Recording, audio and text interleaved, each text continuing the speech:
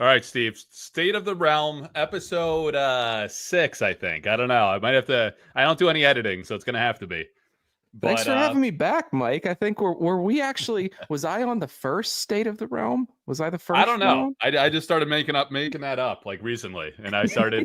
So I do these marathon lives that are probably like 2.5 to 3.5 hours on average. So I figured I'd have like a segment of maybe talking to somebody or doing whatever, talking about the state of the realm, and Yeah. cut it out, and then put it on normal like recorded video archives instead of lives. Do you So have Steve bathroom from breaks, Philosopher like Cards. snack breaks? No, no, Bathroom? No, just straight through. straight through. Yeah, what's going on with your chair height adjustment, man? It looks like you're like sitting on the floor right now, and I'm looking down on you like we're in an No, it's executive just boardroom or my something. normal chair. I have my camera's kind of coming this way. I figured I'd have this is my actual real background. Ah, okay. I haven't had it for a while. I usually throw up the green screen. Yeah, trick of the trade. Let me show you here. Skycam. Oh, there we go. I don't have one of those. You got the real deal Trick back of the here. trade, guys. Yeah, I was scrambling, so it's not your fault. I was gonna like jokingly blame you and say Steve disrespected me showing up late, but I was scrambling over here getting things set up per usual. Nice. The paintings Yeah, and I don't have whatnot. anything tonight to get set up. This is an easy night for me. We get to talk, so it's good. Nice. Yeah. So yeah. So let's talk about the lineup. I'm gonna have to look because I think I promised to do like 8 things tonight. But the first of which is we're gonna talk for about an hour or so.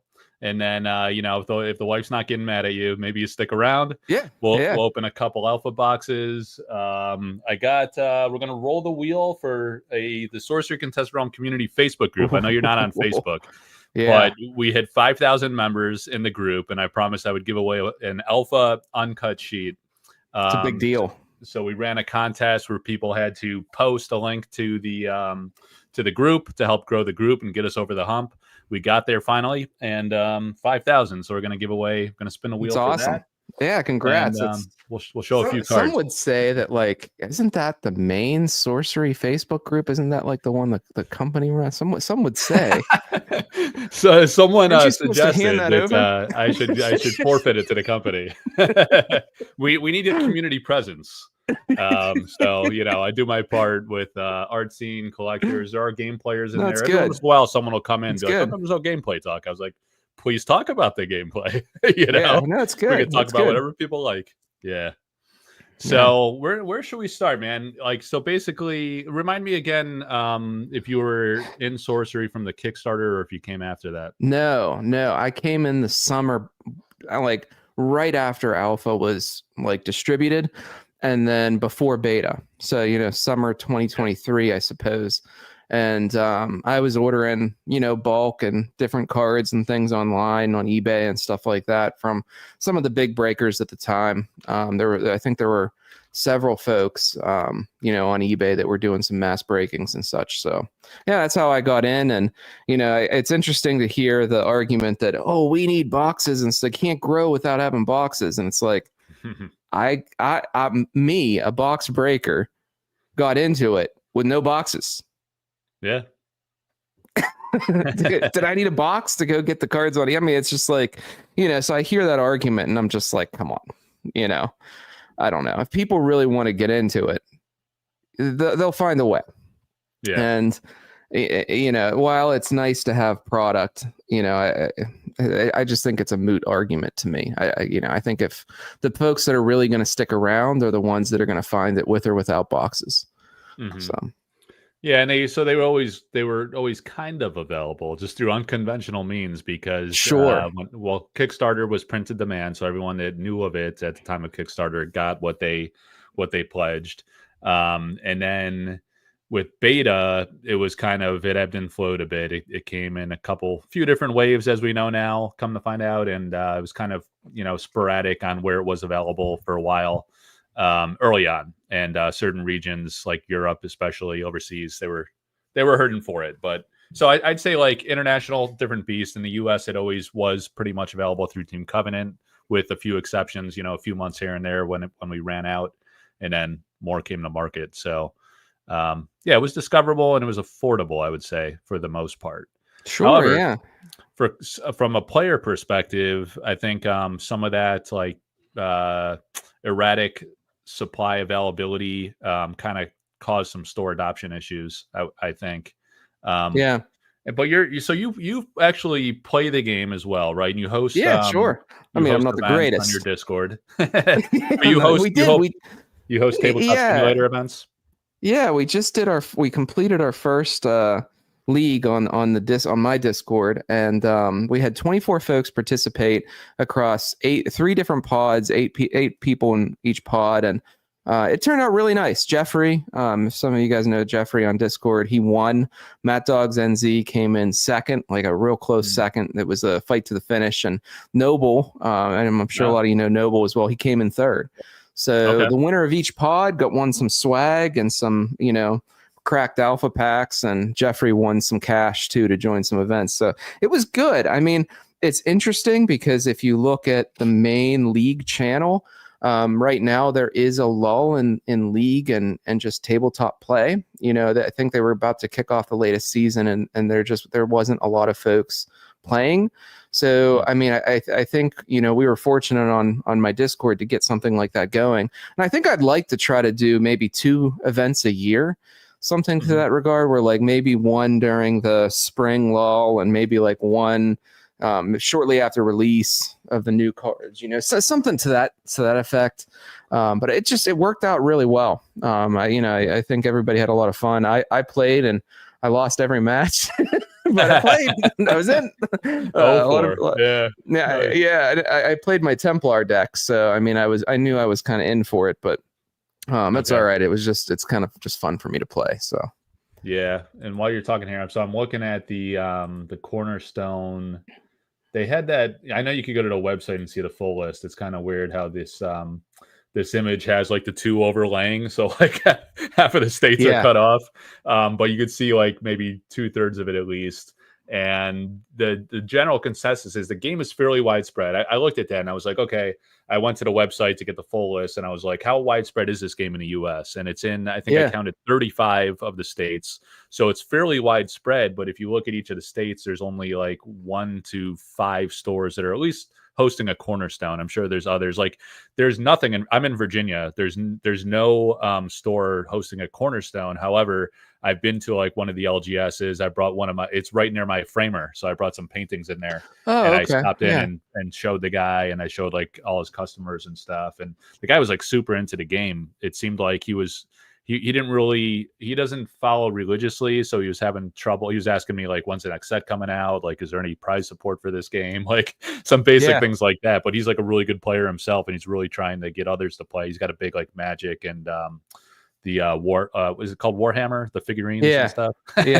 He's got like those guys playing in there and stuff. So, but he's not hosting, so it's kind of like a handful maybe per state. So it's a little thin. So what are your thoughts on that? Like, are you seeing that like too from your communities and people chatting in the Discord and whatnot? Yeah, so like we could even get in. This is kind of the gateway to the conspiracy theories, so to speak, that we can kind of discuss. This is kind of the gateway into it. But the Cornerstone process of signing up and getting approval as a store. The Feisty Goblin, so some of you know, we partner with the Feisty Goblin. It's our local store, and they do an excellent job. The Feisty Goblin is the place that we've built the majority of the Pittsburgh, PA community around.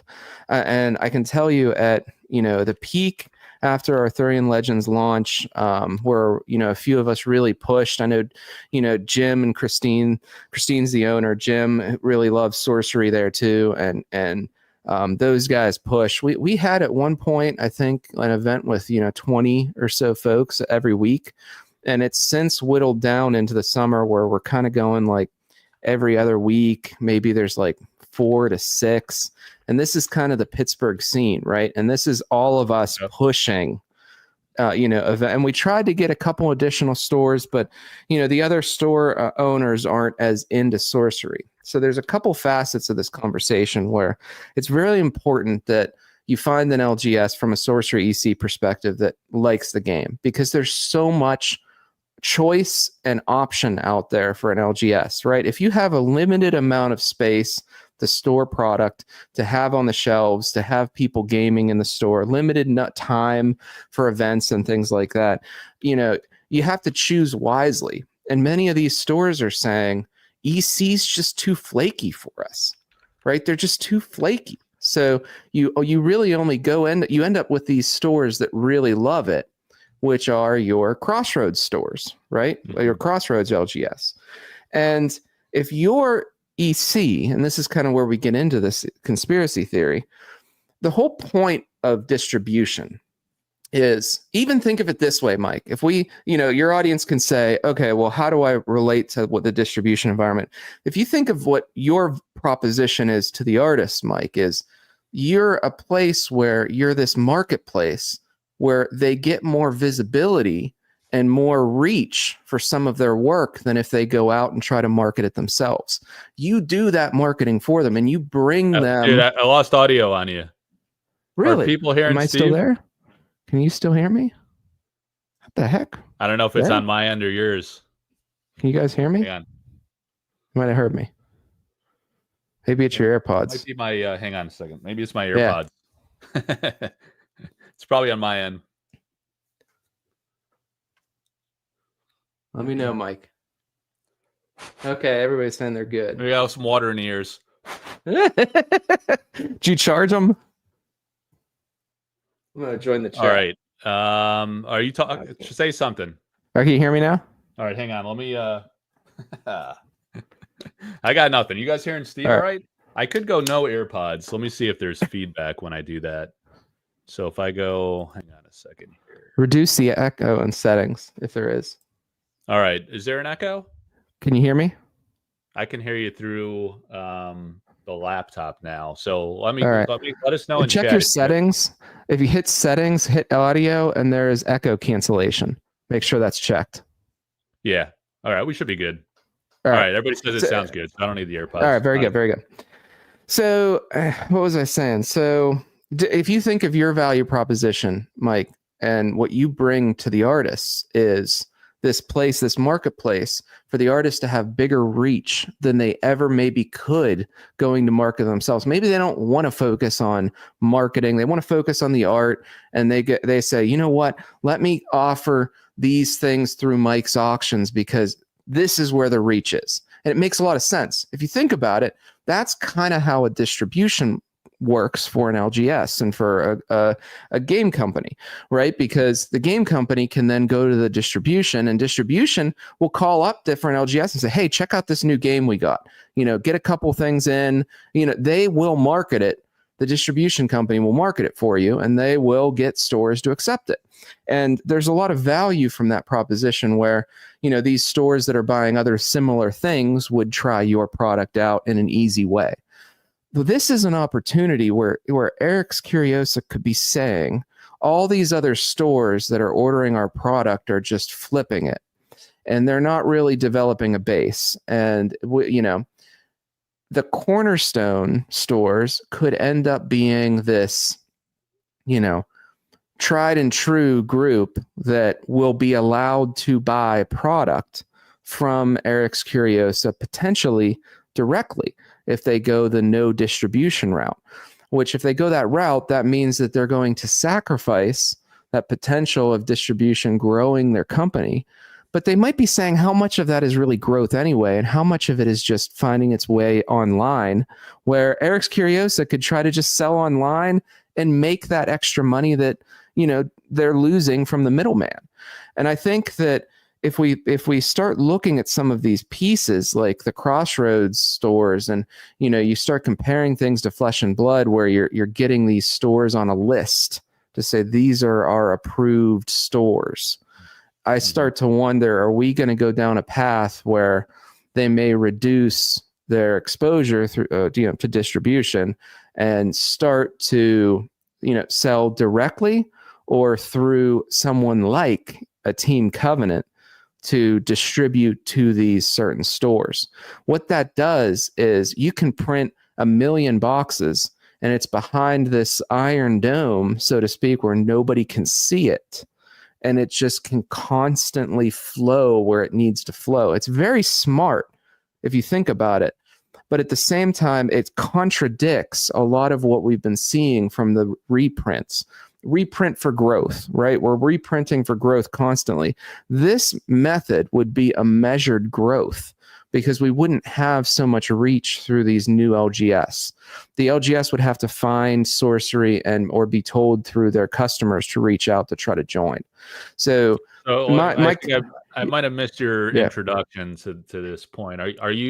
Have you heard that they're going to adjust their distribution plans, or you're saying you're projecting that maybe this tournament concept of you have to opt into hosting a tournament could be a stepping stone to direct distribution to these? Yeah.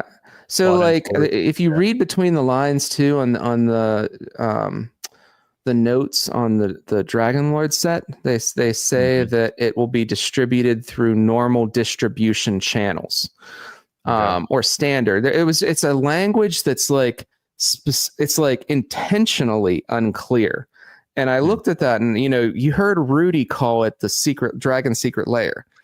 And when he said the Dragon Secret Layer, it gets you wondering too, will they try to sell it, somewhat direct to try to maximize their profits and eliminating that middleman that's getting a cut, It begs the question. Yeah, we only know that. All right, so focusing on Dragon Lord, and then let's go back to core sets. Dragon Lord, I think they said it will be available at Gen Con. And then Ed Beard Jr. came on my show a couple times, and he said he'll be buying a certain percentage of it. I forget if he gave exact figures, but he's going to have some directly available himself. And I think he said I did not know that. Yeah, so he's getting, which is pretty amazing. I mean, in a way, like the artist has the opportunity to buy a certain quantity of it, and then he gets offered direct. And one thing he talked about is he's going to, I don't know if he's going to offer it different ways, but one of the ways that he's thinking about offering it is he's going to do like an art card where he's going to draw or paint or sketch or something onto a card that he's going to include with his package. And then he's thinking about, we were spitballing other inclusions like maybe play mats and this and that, but he'll have some kind of like offering of his own. But we don't know the other distribution methods other than it's going to be at Gen Con. And then, like you say, it was kind of generic and vague. We're waiting to hear what the deal is.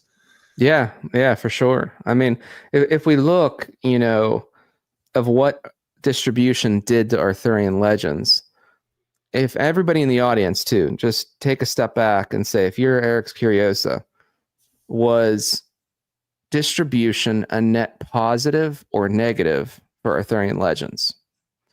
And I think if we step back and look at that, you would not see the early drops. The early drops of price, because they aren't. Once it hits distribution and it hits these large companies like Double Infinity, Double Infinity was one of the ones. Beta reprint happened. Boom, beta boxes down to 120. There is some level of sentiment too with some of these things, right? When you drop the price like that, the sentiment is a little bit negative and it gets people afraid, and it can cause more panic and more selling unnecessarily. And it can hurt things more than it helps. So I look at it and I say, has distribution been a net benefit for EC? And I don't know. The answer is yes. And I'd have to think, now we could be wrong. They only might be focused on making boxes and cards over there. That is very possible that none of these things are even being discussed, and it's only boxes and cards. However, I would like to think that they're reconsidering the strategy with distribution. Yeah. So there's a lot to that. So I mean, so with distribution, I mean, I think they had no choice because they need to get the product out there. They're a small team. They couldn't handle there's no way they could handle the logistics of taking orders and shipping this all over the place. They already have their handfuls just kind of running the basics of the company and coming up with this tournament strategy and all the things they're, developing the product and all that kind of stuff. So you have to go distribution. All games do that. Some do like multiple Kickstarter campaigns. Eric's Curious has said from the very start there will only definitively be one Kickstarter. This was a question that someone asked Eric early on in one of his YouTube videos, and then they were going to go through traditional distribution, or however they coined it. So that's what they did.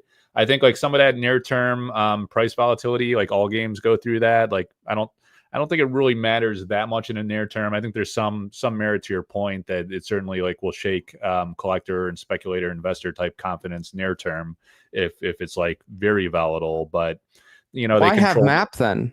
Why have map if it doesn't matter? Remember that whole map thing? Like, why have that?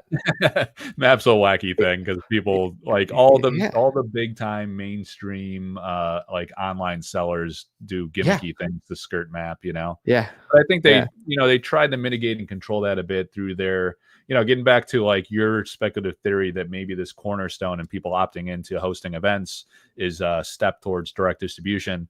One thing that I think they said they've done is that they favor stores that were signed up for the Play Network. They were already kind of doing that.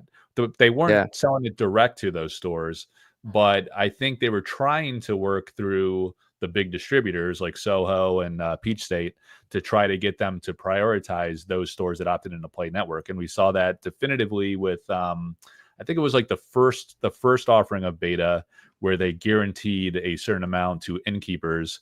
And then I think, there was some talk maybe from Simon or someone at the company saying that they were trying to target stores with the growth of stores and stores in general for the additional beta print.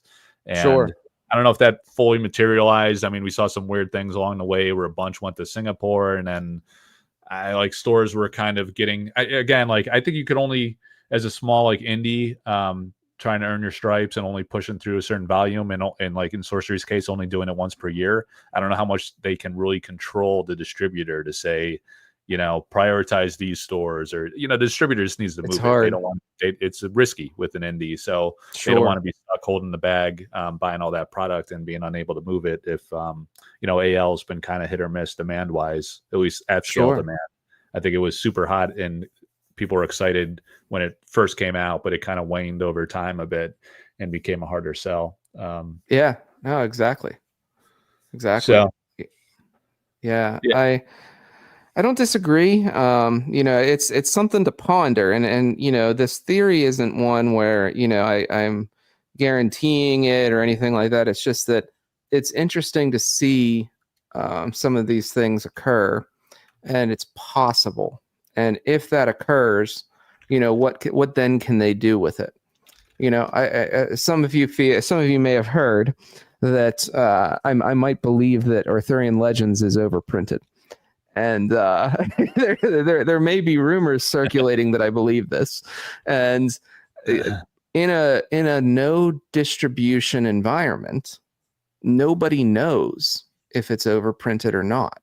If you're holding 1 million boxes and you only send 100 boxes at a time to each distributor until they're sold out, nobody knows how much is behind the curtain. And there's a lot of power behind that, because you can come out and say, we will never reprint this for 10 years. Or you can choose to have something on the shelves for 3 years. This is what I mentioned in the other video too, Mike, is that Sorcery is a weird market where if it's a once a year product, you can't have all of these different types of Sorcery products on the shelves unless they're on the shelves for multiple years at a time. Right? So if you're saying that, okay, we agree Sorcery EC will probably keep multiple different products on the shelves over time, so that it's not just one box that you can buy. You can choose from 3. You're a new player, you're walking into the game, let's say I walk in, I want to buy a Flesh and Blood pack. There's not just one set to buy. I can walk into an LGS and buy 5, 6, 7 different sets. And I think, I believe Sorcery wants that to be the case. And if that's true, that means they have to have a stock somewhere to feed that, such that can exist for that period of time. Because if you give all of that to distribution, just as you said, Mike, distribution will take it and dump it to Double Infinity, and Double Infinity will dump that thing for pennies on the dollar. They'll make a quick 5% profit, and they're out. And if you don't hold all that product somewhere for yourself, you can't let product exist for that long. Not only that, if you don't control that flow of the faucet, the market will be flooded with singles. Everything tanks. Everybody loses loses sentiment. Yeah. And if you eliminate distribution, you protect against that loss of sentiment, because you can make sure that only stores that are going to properly sell your product will sell it how you want it to be sold.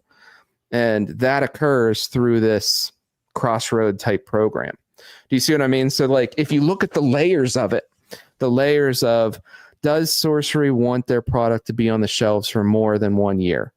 I believe that answer is yes. If you believe that answer is no, the next question is, do you believe that Sorcery will require a product to always be on the shelves? That answer is definitely yes, because we've observed it. When beta is out of stock, they've reprinted beta. When beta was out of stock again, they reprinted beta again. So we have observed they are not okay with there being no boxes on the shelves. The next question we have to solve for, and we just don't have the data because it's too soon. Next question we solve for is, how many years are they okay with product, and do they want product to be on the shelves for? And I think that's 3 years. So because of that, we are not going to see an out of print announcement. We are not going to see anything on any of these beta, nothing, because they want to leave the door open to have multiple different products on the shelves for a long period of time.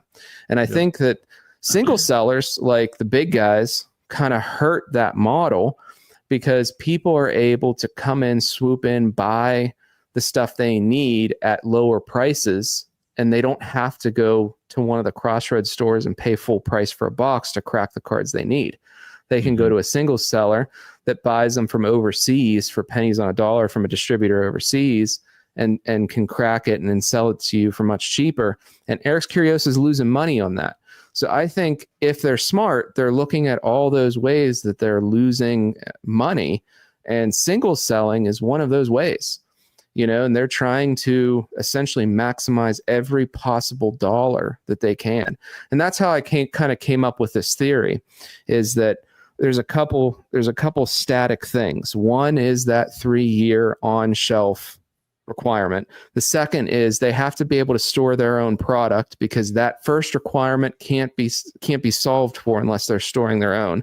And then the last piece is they don't want product being sold in a way that's not okay with them, which would be for lower prices, such that folks can kind of dump and do things like that. So that's how I came up with this thought, Mike. So if they sold it direct, so they have more control, cut out the big time distributors, how do you actually think they could handle that logistically? Like, would their employees literally fill those orders and ship it, or do you think they'd use like a third party as a pseudo distributor? Like, I don't think. Yeah. What do you think? That's a really good question. It would definitely be a third party, and there are third parties. If you talk to other folks in cardboard and stuff like that, and there are other ways of owning your inventory and having a third party distribute it for you. And in my personal opinion, I think that is what is going on. I think that it is completely, I think there is product. I don't know what specifically, but I believe there is product sitting in a third party warehouse, not owned by the third party. And I believe the third party will process distribution of that product for EC. And that's how I think that happens.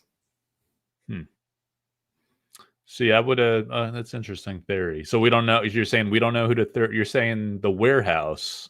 I mean, warehouse and distribution can be different things. I mean, I like to just I don't know the logistics of how the distributors manage this, but I think there's one aspect where I think we've heard rumors that there's some in a warehouse somewhere, right? Of Arthurian Legends.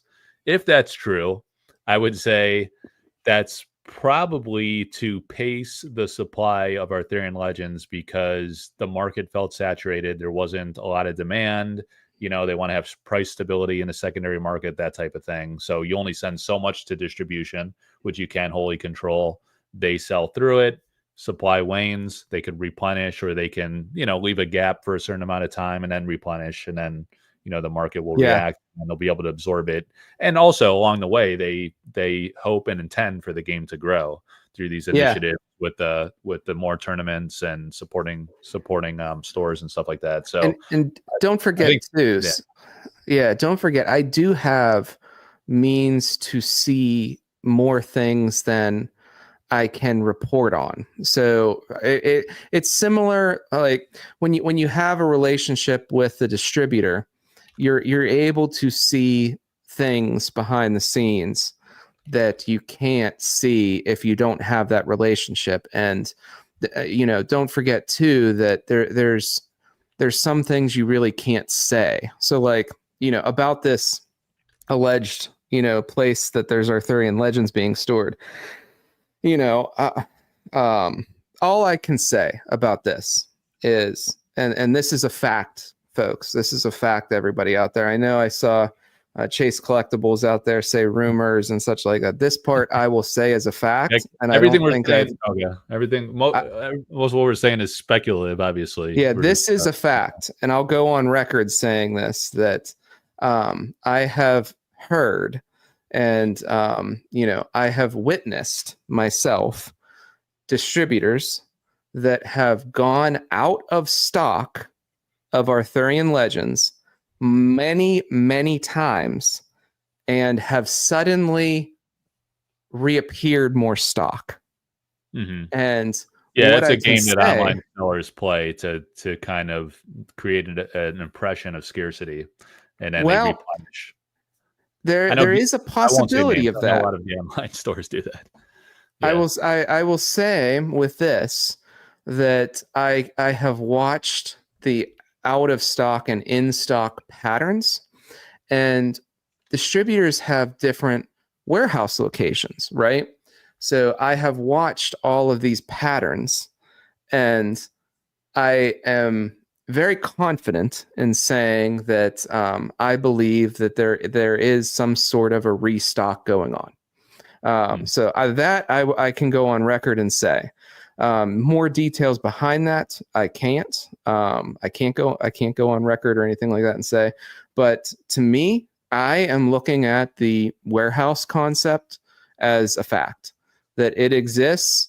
You could argue how much is back there and how much exists, and who owns the warehouse, who's operating it. There's all these other speculations where folks can kind of probably get pretty close. But to me, it's fact, and not only is it fact to me, it's actually incredibly smart, right? So there's a lot of there's so much that EC does that's actually really smart.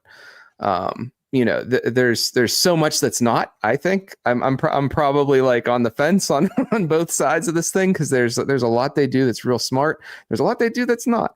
But I do think that this concept of managing inventory this way for a new, indie TCG is really smart, because you're able to ensure that, channel snowball type of situation doesn't occur. Mm-hmm. I think if there's a way, I mean, if they were storing it, I mean, again, we don't know what these stores do. They play these games where they have it in stock, then they don't, then they do, and they keep replenishing. I've seen that a million times over the years. So who knows what's going on? I mean, that's probably just a store having more supply that they're holding in reserve, whether they have it in a warehouse or not. I mean, let's say they do.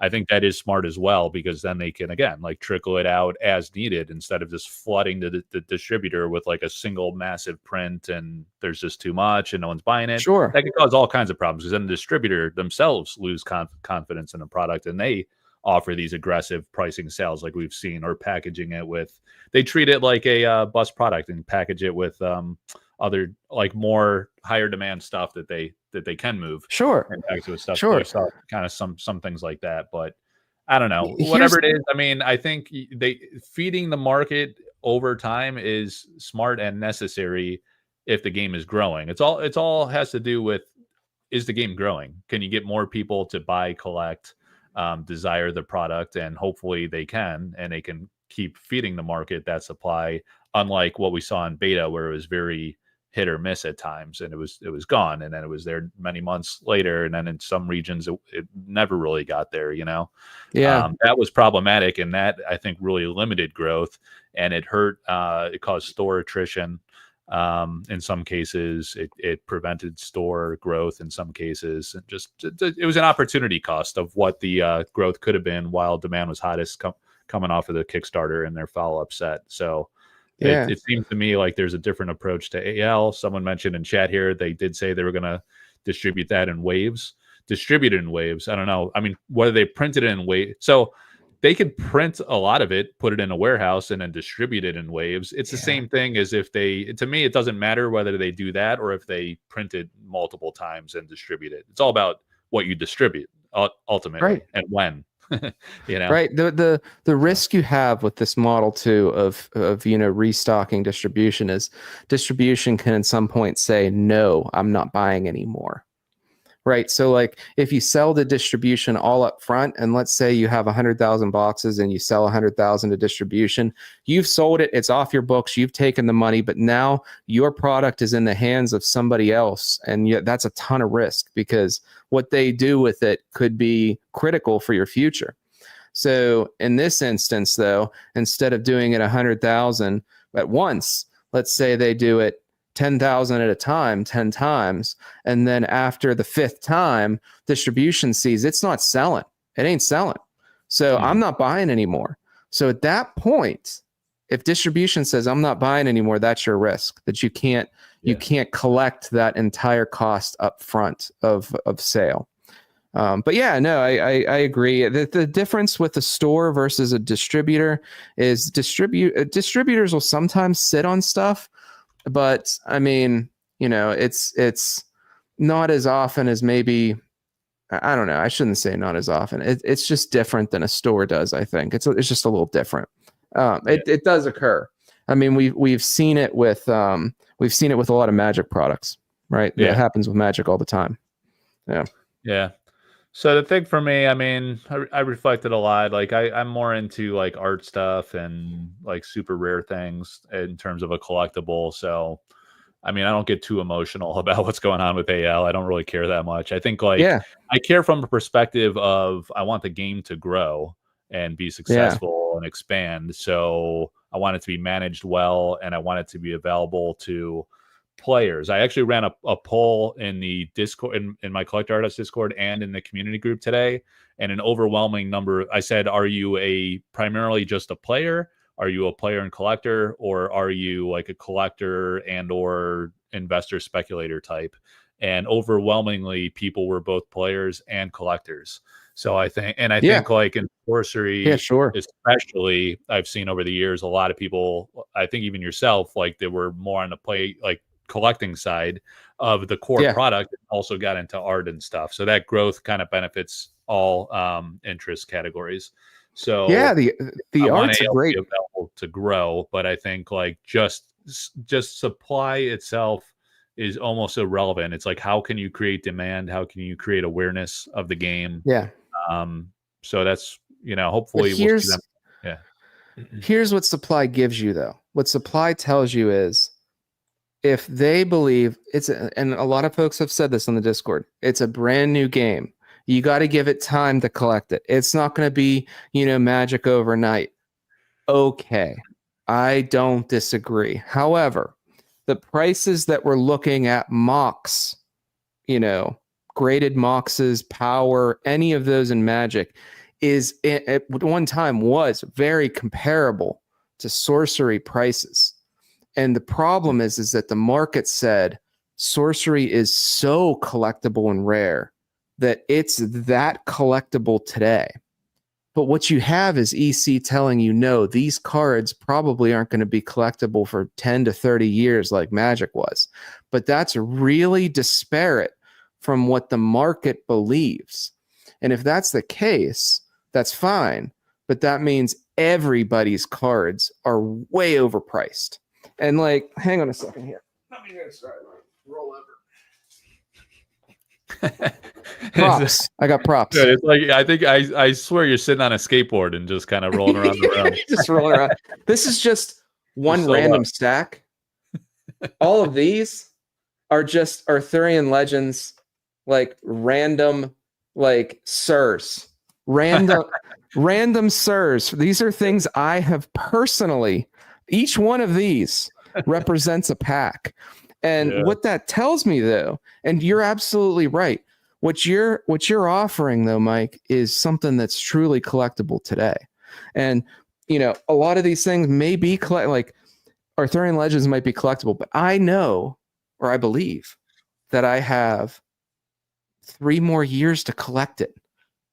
Right? And like, if the demand doesn't exceed the supply, which we know Sorcery and EC won't let that happen. They will print more, or more will come to market. They will not let demand exceed supply. Therefore, everybody should be able to collect the cards that they want to collect at a price point that's lower in the future than it is today. And that's where I'm at with it. I still want to collect all of it. I still have, I was showing earlier, Mike, I still have I just got a couple on the desk I'm sending off for grading, but the main two Arthurian Legends, there they are the main two polls. So what's Dan saying? I found there's this button here I just noticed. So there's this beta thing where it will show the comments as people are typing. This is gonna be high risk now. That is high risk. A big distraction to the commentary, and who knows what these animals. I'm gonna get death threats. We both have animal following. We'll let it run for a few minutes and see how dangerous it gets. But I mean, to me, like, I think Sorcery isn't the game for near-term returns and value and appreciation of stuff. I think like the 1 year cadence is a format that lends itself to a difficult situation where you need to make product available for extended time. And in the early going here, the company has had some struggles with growth and adoption and retention in some ways, and they're kind of late to this competitive scene. I mean, maybe they just didn't have initial plans for it initially, but whatever the case, I mean, it's now coming out, so we haven't seen what the impact is of that. Will that help with growth? Will it at least help with sustainment? I think it's a good thing regardless, because it creates an avenue for people to get out and play, which was a problem. I hear it in the Discords all the time. Like, well, I would. Some of the people in response to that poll were like, well, I would play if I had people to play with, or if there were a store nearby. I mean, these are the growing pains of any indie game. And I think this game has all the same growing pains that any indie would have. It's just kind of exacerbated by the some of the early supply issues like we talked about with beta, and then also the 1 year release cadence, and how do you create awareness and keep people interested for that extended time as you're trying to build that awareness, and sustain it, I think. But my point, though, Mike, is that I don't disagree with anything you said. Only thing I'm saying is that all of the prices of folks' collections today are too high. So what I'm saying is that, I think to your point, it's new. All those things you say are true, but what that means is that everything we're out there is too high, and it needs to fall back to where it belongs. And it probably belongs, somewhere closer to a fifth of where it's at today. And there's nothing wrong with that. It's just that the market believed one thing, and Sorcery's telling us it's something else. Yeah, I mean, I think so. Let's dissect that a little bit. I think those expectations were a result of a few things. So they had the Kickstarter campaign. They partnered with Rudy. That brings in a typical type of speculators. Like, it creates massive awareness, which is a good thing. But it also comes with a lot of people that like to speculate on indies and the new hottest thing. And then as they're coming into the game and they don't know a whole lot about it, I think Rudy's an awareness engine, but he wasn't super knowledgeable on the project early on, so he didn't really, sell the ethos of the company, kind of the strategy and approach of what this game was. So people come in with the expectation that this is the next. You mentioned MTG and how these Moxes and old cards were low value early on and it exploded. People came in thinking this game was going to be a lot like Magic, because it had a lot of that, the Magic sensibilities and the old school vintage artwork and some of the Magic alpha artists and whatnot. But it's fundamentally extremely different, because the priority is on making a premium product. And I think part of that annual cycle is a function of the care and detail that Eric's going to put into commissioning original paintings, all the attention to detail he puts into the aesthetics of the card, the foil treatments. That is like an extremely long lead process to do all that work. So you're talking like, even if they hired more people and he trusted other art directors to come in and help him, maybe they get accelerated a little bit, but I don't think the desire to do so is even there. So fundamentally, it's not like what the company wants. They want it to be an annual release. They want to take their time. They want to have like one of the best looking products on the market, if not the best. Probably, they want the best, and that's what it is, right? It's a great looking game with the art, with the card styling, and the gameplay is also very strong. And they have the time to kind of work out the kinks on that and play test it extensively. So it's not Magic, and we can't have like Magic expectations. I think that's just people need to settle into being comfortable with that, or they're just going to be pissed off and frustrated all the time because they're not doing things to make it comparable to not just Magic, but other indies that are like super aggressive and putting out sets quarterly and going to tons of events and things like that. I think this is going to be like a slow growing game for years, and like kind of the first 5+ years will feel like what some games accomplish in some ways over the first 2 years in terms if folks of stick around. Yeah, the average time in cardboard is 2 years. Well, I mean, I think there's no question in my mind it'll stick it around. It's just at what size and scale. No, if folks stick around, if sorcery, if the people stick around in order to, wait for it, yeah. Yeah, and I remember Eric I was actually mowing the lawn today and listening back on the old interviews I was hearing from 3 years ago that the company was putting out, like predating. It was really early on when like some early adopters like myself and other guys were. It was funny because as they were reading off the questions, like half of them were from me because I was just peppering them with like tons of questions. But he was saying like, I asked like what his commitment level was to this project, given how when he started Path of Exile, he was like right out of college and, just starting his career. So it was like do or die, he was hungry and he needed to happen. Now he's established in his career, super successful. If it flops, that's terrible. It's a shame, but it's not going to ruin his life, So, but he said basically like he was very committed to it. This is a passion of his. He's going to treat it as such. And like, even if it's not the biggest thing in the world, he was committed to it. Right. Of course, he wanted to be big. But so I don't know. I think people just jump to conclusions is like predominantly the issue. They want it to be, some people want it to be something that it isn't, and they're not yet comfortable with what it actually is. And just a slow burn that it's going to be a slow pace, slow growth, not like super aggressive, rampant growth and value appreciation that could come with that if it were to grow faster, right? Yeah, but remember though, collectors don't really want growth, right? A collector just doesn't want to lose money, right? So like, and there's a couple comments in the chat too I saw about like $250 boxes. I'm not talking about values of like sealed product. I'm talking about singles being too high, because sealed product should naturally always be more than singles. You should never be able to crack sealed product and really have, it's an inverted EV scenario, right? That type of thing shouldn't happen. I am speaking about singles prices being comparable to 30-year-old Magic cards with a base of collectors of hundreds of thousands of people fighting for these things. And we have a community of 3,000 or less, we'll say active folks, probably 1,000 or less folks that are willing to actively fight for some of these high-end pieces. 1,000 or less people. And when you come into those types of numbers, that's where I'm saying the singles are too high. And yeah, I see like this fellow Jason Church in the chat. I did sell a bunch of stuff, but I sold a bunch, and I'm still holding a bunch. I'm holding what I believe are truly collectible or things that I really like. But yeah, I mean, I was collecting full sets, and I've sold some of them. And when I say sets, I mean that plural. Yes, it's been multiple sets. I mean, you kind of got me into the art though, Mike. So I have paintings and such now, and which is great. And those things I have no intention of selling or anything like that. But Yeah. yeah, I think for me, I looked at the game and I was collecting it based on one paradigm that was not accurate, that it was limited, that it was boutique, and these types of things that it's just not.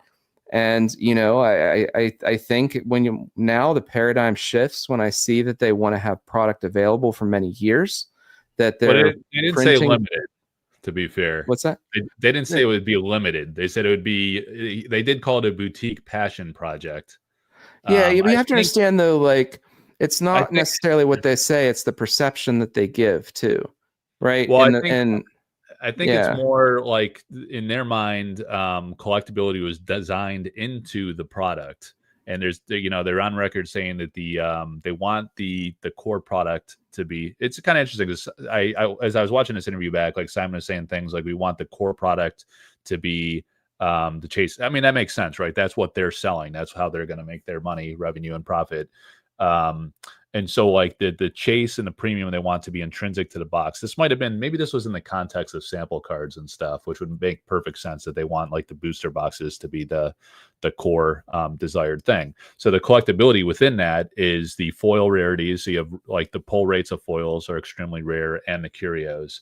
And then Eric actually said that he had observed in other games, like of course Magic being the biggest, that there's like a vibrant artist proof market. He was talking about what artist proofs are and how he intended to give those to artists. And he said he hoped to see that in Sorcery, and we've seen that in spades. So I think those are like the really collectible aspects of the game, and the art, of course. So I think this game ultimately in the long term is going to appeal to a few different types of people. It won't be like the people that want it to be Magic. It won't be in terms of like big value collectability, speculation, investment opportunity. It's going to be people that love the art. When Eric talked about the two pillars of the game, it was another question I asked, like, is art like your top priority, or what would you say? And he's basically said it's both like art and gameplay, of course. Like those are the two pillars. So he wants to have amazing art and great gameplay. So I think people who will stick around and enjoy this game are people that love the game design concept, which is pretty innovative and fun and flavorful and unique, and that does retain your interest. And people that are really into the art and not as concerned, people that have the disposable income to enjoy art for what it is, like altars, artist proofs, original paintings, all those types of things, without the expectation of it being an investment or speculative vehicle per se. So we might lose those types, and that does make it a little more niche, because these games, right. like, I mean, certainly Pokemon and Magic, where these games appreciate in value, that draws like a massive population of people that's going to draw in. So you got to set that aside, and then the people that stay, you got to be comfortable that perhaps there is an opportunity like that in that regard with this game, or maybe there is in an unconventional way where nobody expects it now because of the slow pace of things, and then many years from now, people are super nostalgic, and those things, they want more people come into it, more people want that early stuff. That could still happen. I think it's going to take longer if it does. And I think there's going to be a lot of people lost, because I think a lot of people felt that there would be a large degree of collectability here. But let's look at Noble's comment, because this is one we chatted a little bit about earlier. So EC said they wanted Sorcery to be a game you play in between your main games. A lot of consternation because the game blew up too quick and EC is not staffed. I totally agree. And I just sent Mike a message earlier about this, because I saw this awful short from Covenant, and it talks about, can't it just be a passion project? Can't it just be the passion?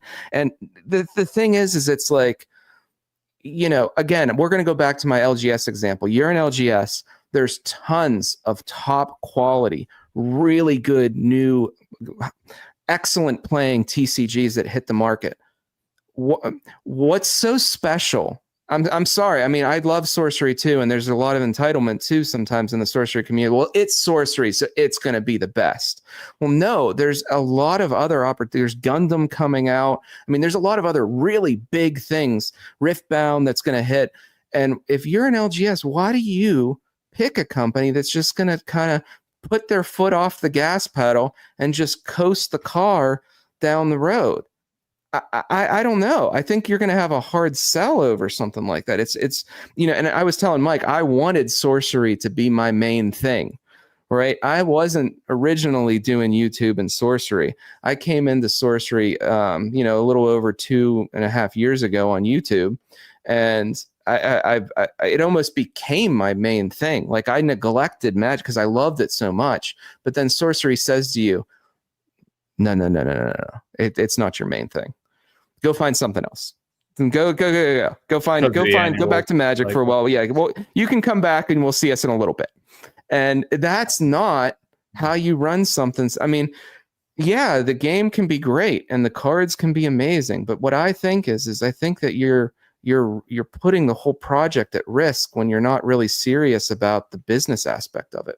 That's my opinion on it. Yeah.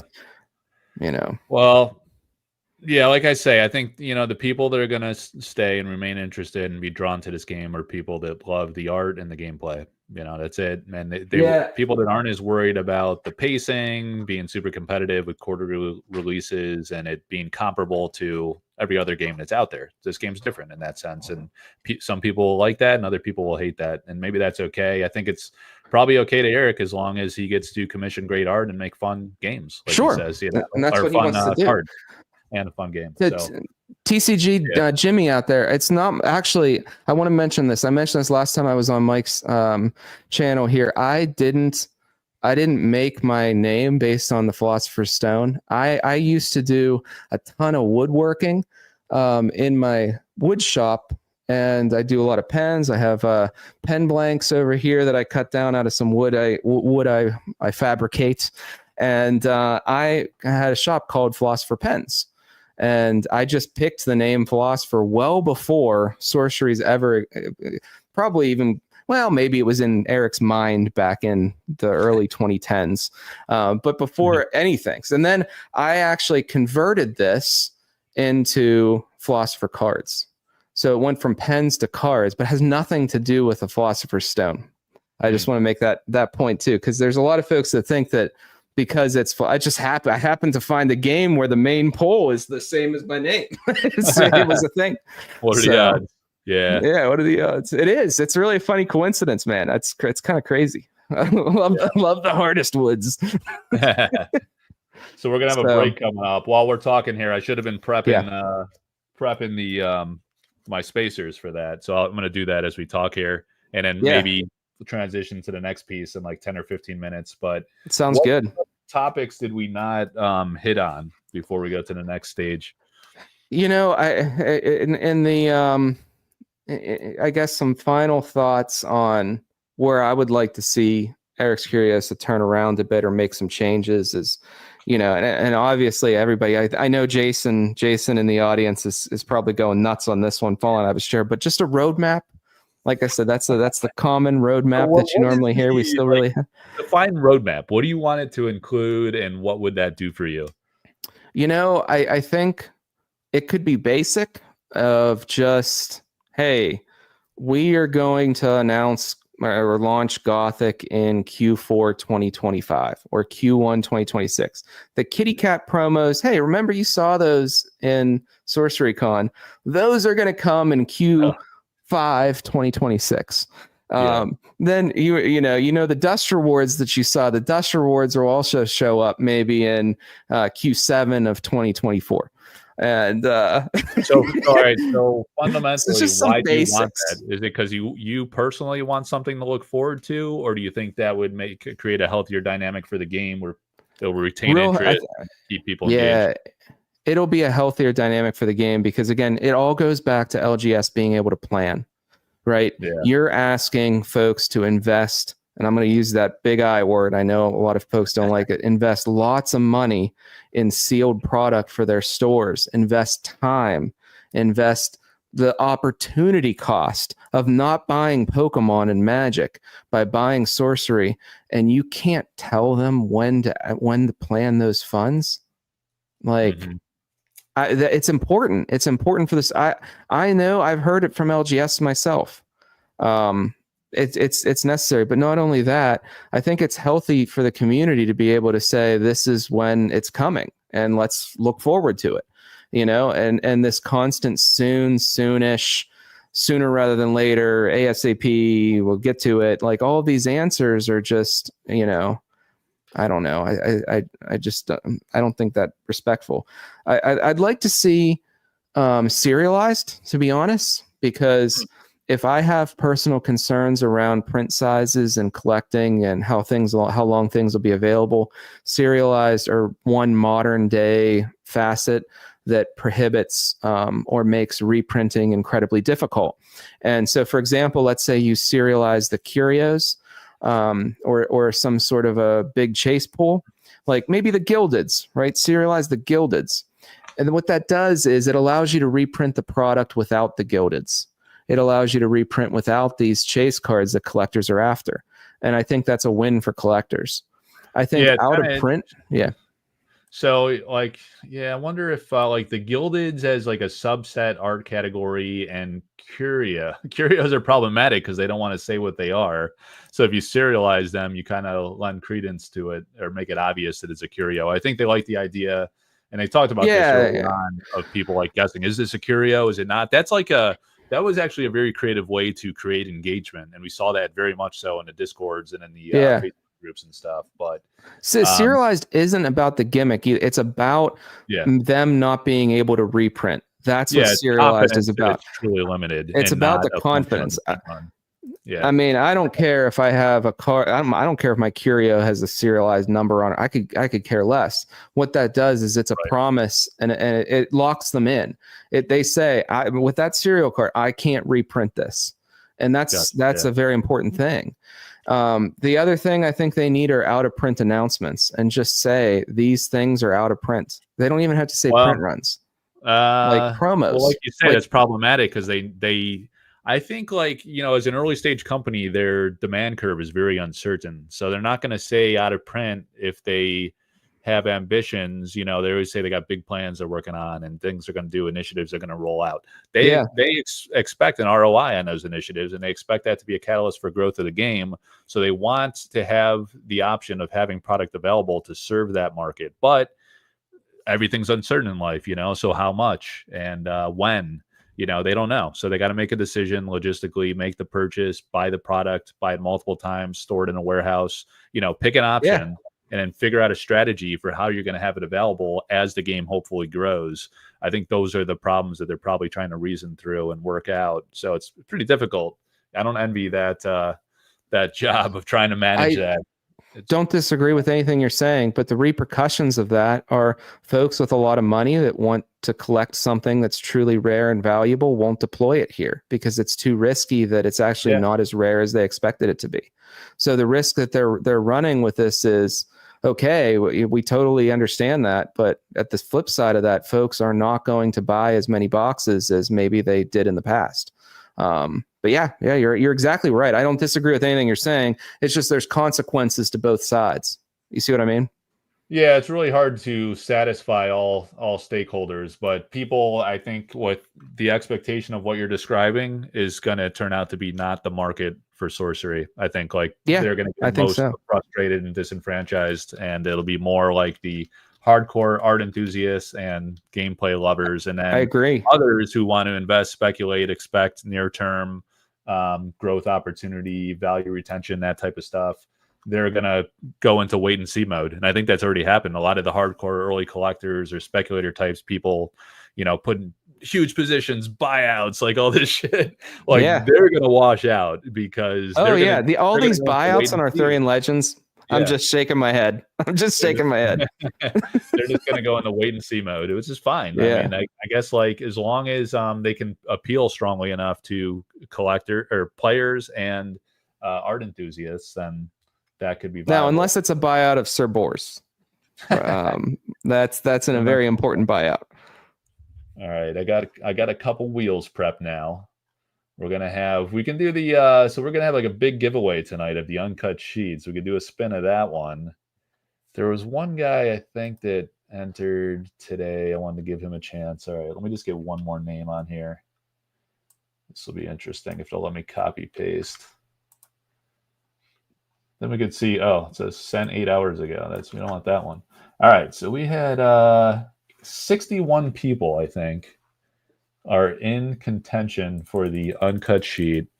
All right, so I should Not some probably bad odds. formally Pretty wind good down odds. the discussion part, because then I'm going to cut this, and then Yeah. it's going to be a separate video. Yeah. No, that sounds good. You can stick around too for the next I'll phase. stick around a little while. Yeah. All right. So thanks for coming on for the Yeah. opening segment. It was a lot of fun. It was like covered a lot of ground. I mean, these things are complicated. There's no. Yeah, for sure. It's always been a leap of faith. We never know exactly what's going on or what the future holds, but that's part of the ride for sorcery, and people got to either embrace it or, and grip on tight, ride the roller coaster, even when it slows down and comes back in the station and then rockets off again at release. That's just how it's going to be, I think. And don't get me wrong, one last thing, Mike. I do think sorcery long term is good. I just think there's more flushing out to occur and more folks understanding what the real market of sorcery is prior to it going back up. I think the long term, I don't think it's going anywhere. I don't think sorcery is going to, I just think that I think the path is becoming more defined, and the folks that are churning out are the ones that are realizing that's not what they want.